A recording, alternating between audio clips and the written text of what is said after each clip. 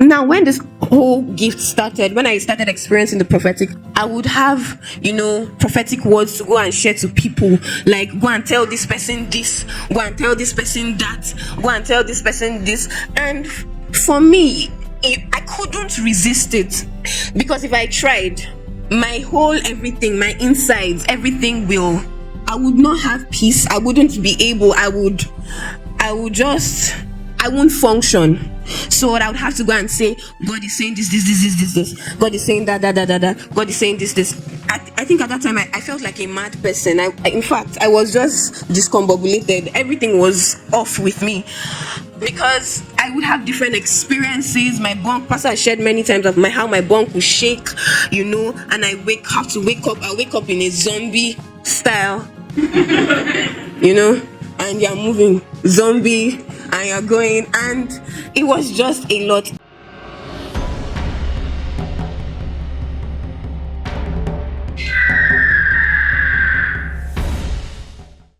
The only thing that I know that I remember, not right now, I remember when I came to GLH was that I had a very weird mother. As at then, I didn't know what it was. I just knew that my mother was weird. She was... My mother was scary. So she would go, when we are having morning devotion, she would, whose legs are those going out? All those weird things. And she would, and prophesy. And when you go and you can't hide from my mom. So if you collect something from someone in school, she will know that you have collected something from somebody.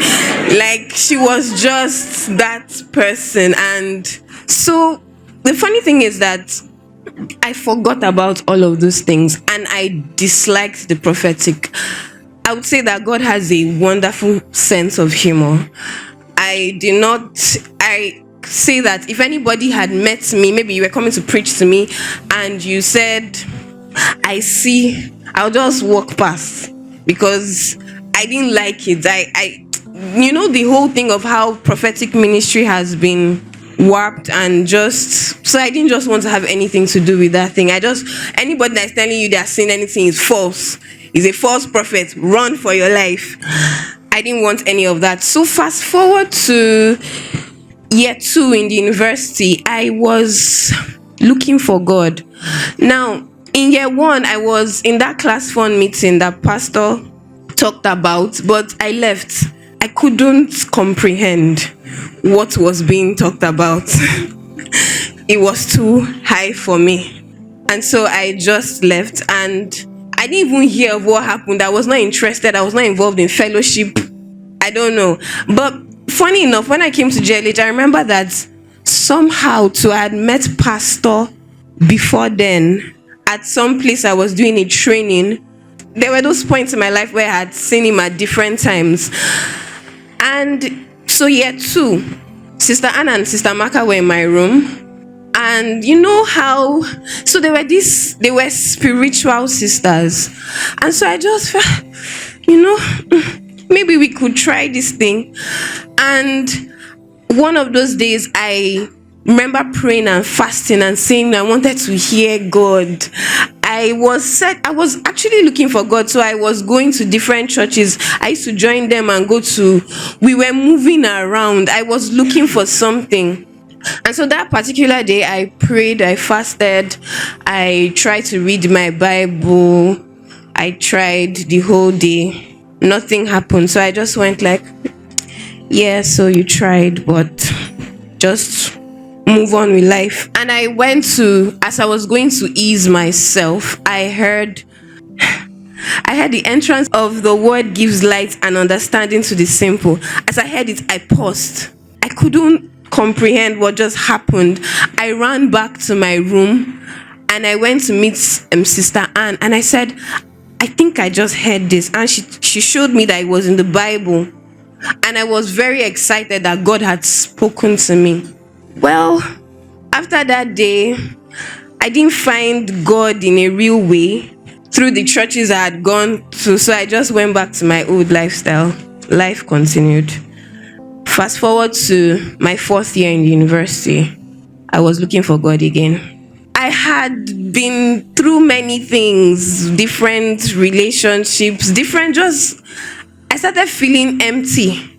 And I went to meet a friend of mine, and I just sat down on the floor and I was talking to her. I was feeling this vacuum in me. I was telling her, Annabelle, I need to hear God. I can't remember the last time I heard. Now, the last time I heard God was that year too, yeah? So I was like, I need something. I can't remember what I was saying. I was just on the floor talking, and she told me, I know a place where you can come to. So there was all that mix. Something happened. I didn't come the time that I was supposed to come, like the week. But when I finally came, it was in pastor's parlor, just a Bible study, and I sat down. I can't remember what pastor preached. And after the meeting, normal first timers prayers. Now pastor's hand had not even touched my head, and I already started shaking and crying. I was weeping. I was the me inside me. I was wondering, what's up? Why are you crying? Like, what's going on with you right now? Like, what's happening here? But I couldn't help myself. I was just crying and crying and crying. And so that's how I came to GLH. There was a force just dragging me. I don't know what it was. But subsequent meetings, it wasn't too long. The first book pastor gave me to read was Prophetic Ministry. When he gave me the book, I told him, I don't read books. And he told me, read this one. And I'm like, how do I start reading? Prophetic Ministry by Rick Joyner. I read the book and all. And so during the tarries, there was the season of tarry, and that is when my woes begun. So for the longest period, I used to say I was kidnapped. Let me try and explain that. I felt like the host of heaven was waiting for me. I felt like they just went like 1, 2, 3. She's about to enter. Grab her. Yes, we have her. Because as I enter, so I started having these weird experiences. From the thing where I'm singing in a very high-pitched voice, and things are happening around you. God. You just start and you start singing. This one is everywhere scatters, and you're like, so what usually happens is the me inside me is there. We're having a discussion, and we're like, what's going on? What is happening? How did you get here? Who brought you here? When I started feeling embarrassed, because now for me, when I came, it was like I was just given. It was like I didn't have that thing of pray, desire, all of that. It was just given to me. I didn't start seeing immediately.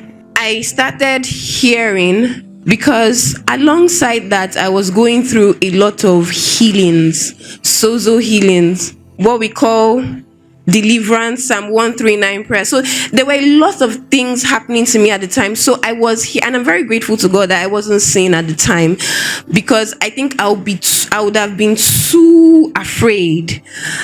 I was hearing different voices in my head. So the whole thing of having to discern what is talking, who is talking, which spirit is talking, and that's where, having to study the Bible. When we came, there was this emphasis on reading your Bible a lot. So I know that what's the word? I was drawn to my Bible. I had to always have a Bible study. I was, always taking down notes and all of that. And that scripture of test the spirits to know which is. So you're wondering, is this God? And thank God for pastor. Thank God for the structure we have here. Because I remember one time I was literally sitting there in front of pastor and I'm saying, sir, this is what the thing is saying now. Sir, is this God? Sir, is this? Different things were in my head. I thank God for Pastor Ita. I thank God for our pastor, because for me, I went through this place of, must you always be this dramatic? Can't you just, So now, there are times where the spirit of prophecy comes, and maybe I'm sitting at the back, and then my legs, my knees, I would crawl. It's not me. My knee will crawl to the middle of the hall, and you deliver the word and say it, and you fall down flat, because you are so weak. And I'll stand up and I'll be so sad, so embarrassed. I remember Sister Anne was my shepherd at the time, and I would just go and cry to her, Sister Anne, must I always be like this? What is even wrong with me? And Sister Anne will encourage me and refer to Sister Amaka and say, have you seen Sister Amaka? She was worse than you. She was this, she was that. And look at her now. At least she's getting, she can put herself together and all of that. Now, when this whole gift started, when I started experiencing the prophetic, I would have, prophetic words to go and share to people. Like, go and tell this person this, go and tell this person that, go and tell this person this. And for me, I couldn't resist it. Because if I tried, my whole everything, my insides, everything I would not have peace. I wouldn't be able, I won't function. So I would have to go and say, God is saying this. God is saying that. God is saying this.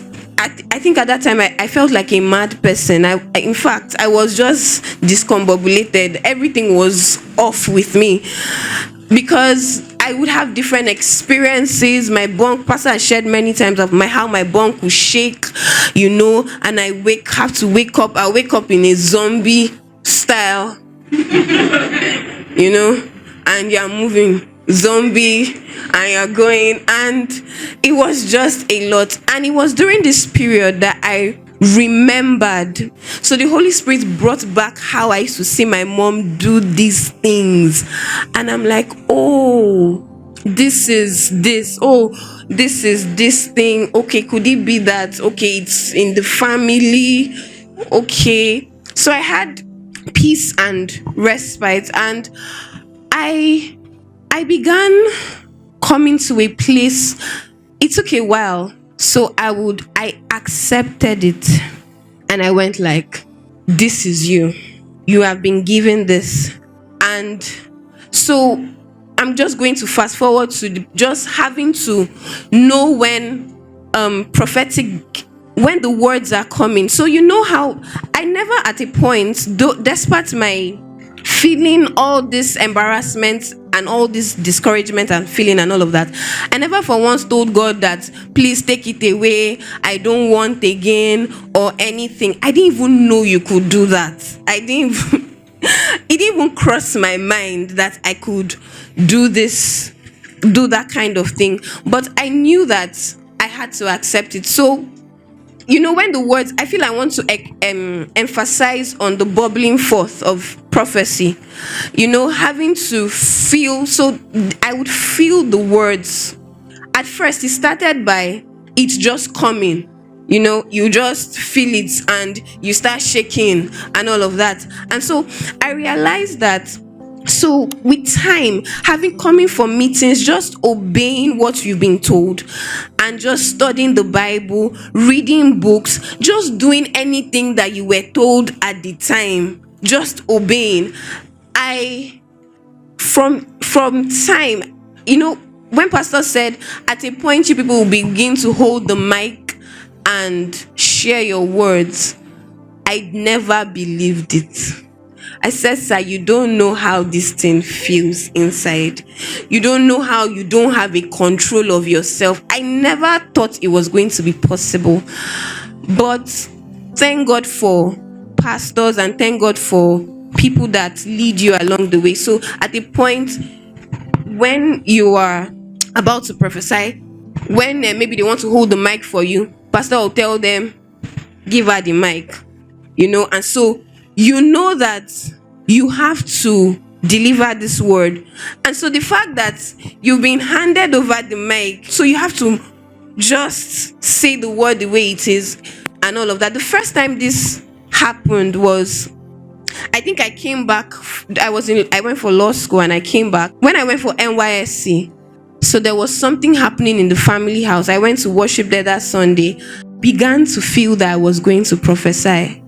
And I was like, no, Lord, this is not GLH, Jesus. I started trying to negotiate. And as I said, so, okay, please, is there a way I can hear it? Just hear, write it. And you're like, no, you're saying it. And I thank God for that experience where pastor just said, some of you would have to walk, say you have a word to share. And then I think he even said something that you may not even be in a public place, you will not be here. And so I sent a word to the usher and told the person I had a word to share. In my mind, I thought that the person anchoring the meeting will still stand there and just say, sister just has a word to say and share and just be there or something. So what he did was he finished saying what he wanted to say and then just did one grandiose introduction, and I'm like, oh my God. And I had to walk with the thing on me, collect the mic, stand and deliver the word. And to be honest, that was the first time I was standing. In GLH, the most I would do is kneel. And my roommate then, because she used to be in the room, I would be all over the place, maybe I'm praying and all of that. She was saying she was praying for me that I will not fall down. So I was just delivering the word. It seemed like, you have been, this is where you've been, this is how you deliver your word straight, and all of that. So, after that day, I think I started referring to me as Kenneth Hagin, and you're like, these people from zero to nothing. And I am thankful to God for the step-by-step process. I'm thankful to God for how I started hearing, then the bubbling forth prophecy before I started seeing. I'm thankful to God for that I was in this house when I began to experience these things newly. I'm thankful to God that, doing things corporately, assuming I was told to, starting off corporately, how, you're inducted to PIT, so you have to pray for people. You are forced to do these things. You are not forced. You must. It's a duty on you. So it puts you in that place that, you have to pray for people. You have to deliver your word. You have to, send in your words, because if you don't send in your words, somebody is going to come after you and say, why didn't you send your words? The pastor will go and tell you to lock you up inside a room and tell you to pray for till you see something. I'm thankful to God that we have pastor, and for everything that we've learned here. I'm thankful to God that we have a company of prophets. Thanks for watching. To see more prophetic origin stories, other life-changing testimonies, as well as contents to help you navigate the prophetic ministry, check out the links in the description. Please do not forget to subscribe, turn on your notification bell, and share. God bless you.